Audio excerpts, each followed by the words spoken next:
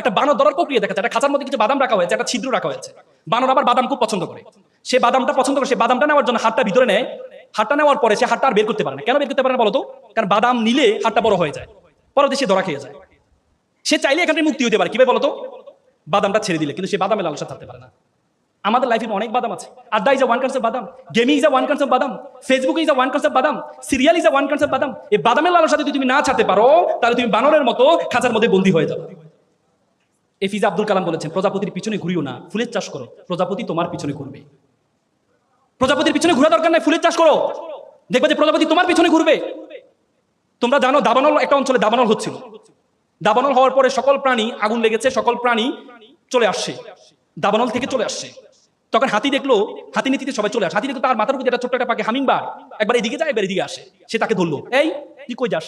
সে বলছে ক্ষমা করবেন, আমি নদীতে যাচ্ছি, নদীতে নিয়ে একটু পানি নিয়ে এই দাবানলে নিক্ষেপ করছি। বলছে তোর পানি দিয়ে কি হবে? বলছে ওস্তাদ আমি জানি কিছুই হবে না, কিন্তু এই মাতৃভূমিতে আমি জন্মগ্রহণ করেছি, এই মাতৃভূমিতে আমার মা বাবা জন্মগ্রহণ করেছে, এই মাতৃভূমিতে আমি খেলেছি, আমার মা বাবা খেলেছে, এই মাতৃভূমি জ্বলে যাচ্ছে, আমি কি সেটা সহ্য করতে পারি? আমি আমার যতটুকু সামর্থ্য আছে ততটুকু মাতৃভূমিকে রক্ষা করার জন্য চেষ্টা করছি। তখন হাতির ইগুতে লাগলো, কত তো সত্য। আমরা প্রত্যেকে যদি পানি নিক্ষেপ করি, তাহলে তো এই দাবানল থাকার কথা না। পৃথিবীতে এত সুন্দর দেশ তুমি কোথাও পাবা না।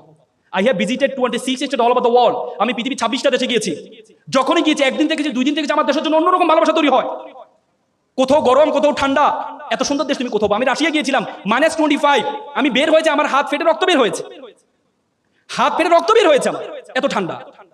পৃথিবীতে এত সুন্দর দেশ তুমি কোথাও পাবে না, কখনো গরম, কখনো ঠান্ডা।